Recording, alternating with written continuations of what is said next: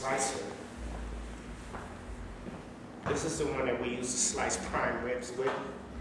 And you see the crinkled edges here?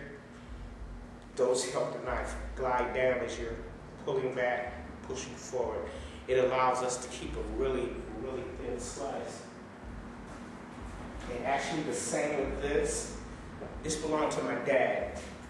So that back when my father was a chef, so was my grandfather, so was my great-grandfather. This belonged to my dad. This is more or less for raw meat. If huge cows hanging up and we're cutting pieces, the reason it's like this is so we can cut down.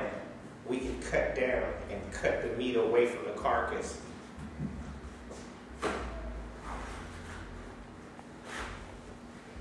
These two right here, they're deboning knives. They're used to debone meat off of the bone. Like if you're gonna debone an entire chicken, or if you're gonna debone a chicken breast, you're gonna cut the bone off of it. You're gonna come under the bone and you're gonna slide this knife in it. And the knife is so sharp. It's just like a hot knife cutting some oil or butter or something. Just glides right in there. Under the bone, and you follow the bone and you free the meat from the bone. So these two are deboning knives. These guys right here, they're called paring knives. I have two different kinds. This is the crinkled edge, or the one, the serrated edge, and this is the regular edge, the regular straight edge.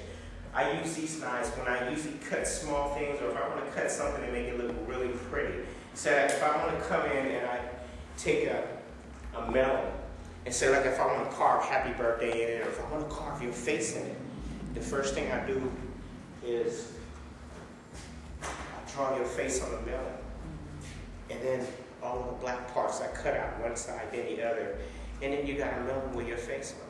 Or you got a melon with whatever you like. Say like if you drew a logo, or you drew a football on your hands, you can draw that on your melon. If you can draw, you can cut out all the black lines. And what you have left is a beautiful drawing of a carving of the melon. This one right here is a bread knife. This is the best knife to use. This is actually the only knife to use for a bread knife. Whenever you cut bread, if you use any other knife, all of those knives in there are very good. If you use any of those knives, they're going to get dull. Yeah. It's just simple as that. We need to be able to have a crinkled edge to cut bread, because as soon as you grab one of these guys and start cutting bread, the edge is gone. It's dull. They wonder, oh man, this knife is dull. That's because you've been using it to cut bread, and it's not for that. Yeah. It's to cut through meat, it's to cut through vegetables, and it slides right through. But as soon as you start cutting bread, it goes dull. This guy right here is my chef knife. This is my baby right here. This is my workhorse. This is the one that I use for a lot of things, chopping onions and anything that I need to cut for. So this is the guy right here. This is my baby. I do all kind of stuff. I cut so many things. This is the one that I'm going to use tonight. Anybody afraid of a knife?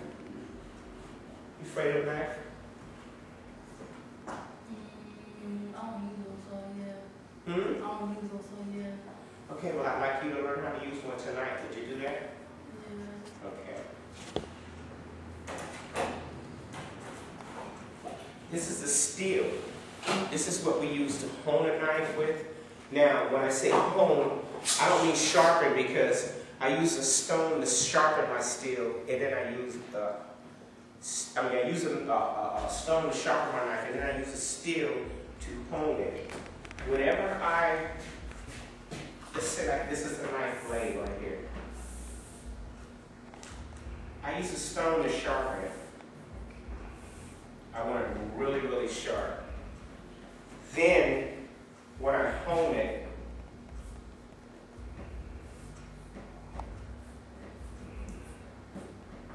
it sharpens it even sharper. It gives it a really, really sharp. This is what enables me to cut anything I need to cut. So whenever, and the way I do it is hello?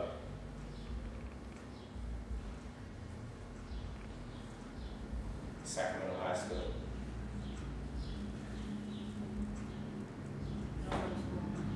You got no school Monday? No. Oh yeah, it's a holiday.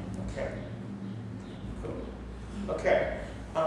The way I do it is I take the end, I cut it, and I pull it back. I cut it. You see people or doing all that stuff. All you need to do is a couple of times, and this baby is sharp enough. Why is that? Anything. The reason why, thanks for asking, the reason why is because knife edge is very delicate and you have to be easy with it because it's so easy to dull a knife.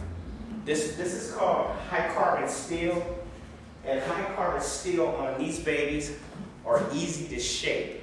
You can shape it with a stone, or you can shape it with a steel, and it's so easy to do that.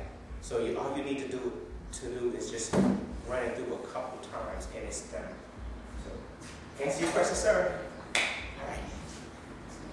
Any questions?